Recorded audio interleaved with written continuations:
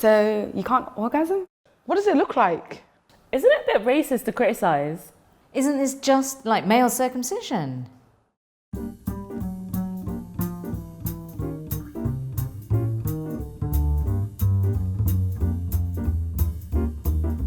What does it look like? Get out. What does it look like though? Like, can you like show me, can you open up? Maybe I should have a picture tattooed on my forehead. And your vagina? Yes, just walk around with it. It's like, why are we so intrigued with what the genitals look entails, like? you know? Yeah. Do you find, because you're so open about your story, and it's the same for me, that people think that they can ask you any question? Anything. It's like my curiosity matters more than your mental health, okay? And your like well-being. Don't Google what it looks like, by the way. Especially on a work computer. Please don't. Is that...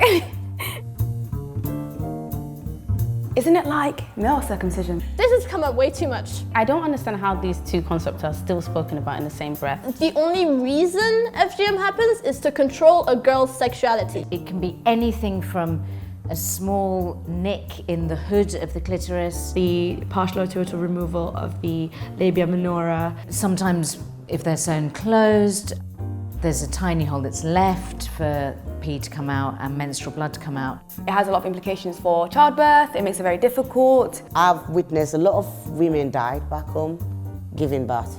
If you were to compare it to male circumcision, that would be cutting a boy's dick, or half of his dick off. Yes, I think it's weird to, like, you know, cut the healthy tissue of young boys.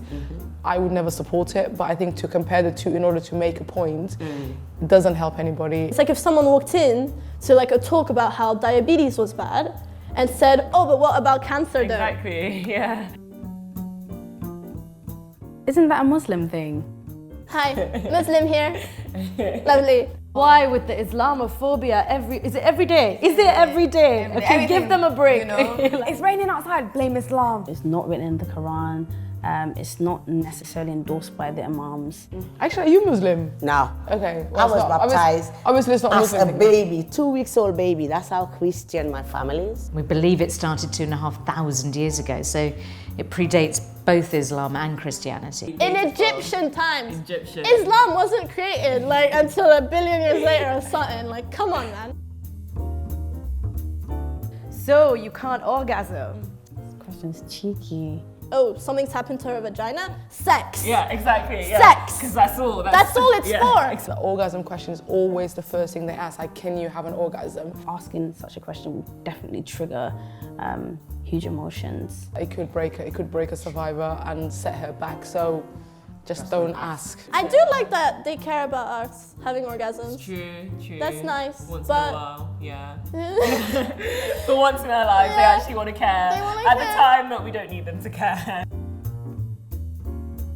Your parents must hate you. My family did that because they believe it's the best thing they could do for me at that point in time. No one wants their child to be called names. People are gonna think she's dirty. No one is gonna want to marry her because you can't prove her virginity. Many of the mums who are cutting their daughters also were cut, so they feel they have an idea about what is needed.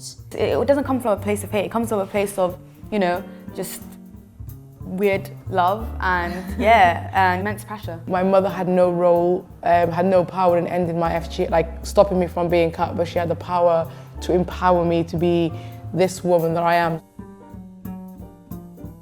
But why would anyone go along with it? Patriarchy! Like, why would you go along with FGM as though you had a choice? Did you have a choice? As if I have choice. They're kind of just taken with an auntie, and by the time they come back, the practice has been done and no one kind of just discusses it. That's what I've seen in my community. Everyone at the age of 5 is not questioning what their parents are doing. Did you question the fact that your parents were feeding you? Did you question the fact that your parents were washing you? Like, no. Often you're being forcibly held down and cut. There's no anesthetic, there's no ability in that. You have no agency to resist. I've seen people who try to run, they're brought back. Your family is like your support system and your stable, place. Would you want to lose that? Yeah, would you want to lose that? No. So, you're going to do what they tell you. They say jump, you say how high. You're betraying our community. We get a lot of that. There were so many people from certain backgrounds like saying on there like, this is a lie, you're just trying to make our community look bad, da da da da da. Those activists who did start this movement they've had some really horrible backlashes. I found it really hard when Somali girls were like very critical, but I kind of understood it because you're kind of telling their deepest, darkest secret without their permission. All of a sudden, they're seeing females in their community being, you know, liberated, having voices, speaking out about something, taking back, you know, owning their sexuality, owning their, you know, existence and saying this is wrong, we're not gonna have it. And that kind of like intimidates them. Yeah. Why do you talk about it? I didn't want to go on living in a world where FGM happened. Being a medical student, like being on the wards and speaking to doctors, and they actually come and tell me, oh yeah, we had cases of FGM today. And I'm like, wow, really? Like it's happening, it's a thing, you know, it's real. It kind of helps in that situation where if you're there to say to girls, actually you can live, there is life beyond FGM. True. This is something we can end. We can end it in the next decade. We can. If you see me on the street, you would not know that I've been to FGM. I have a life, I have a husband, I have children. I have 6 children. Yeah, see, Yeah. I don't have 6 children. Which means I might. I can have comfortable sex. I can have orgasm. Yeah, so there's life after FGM.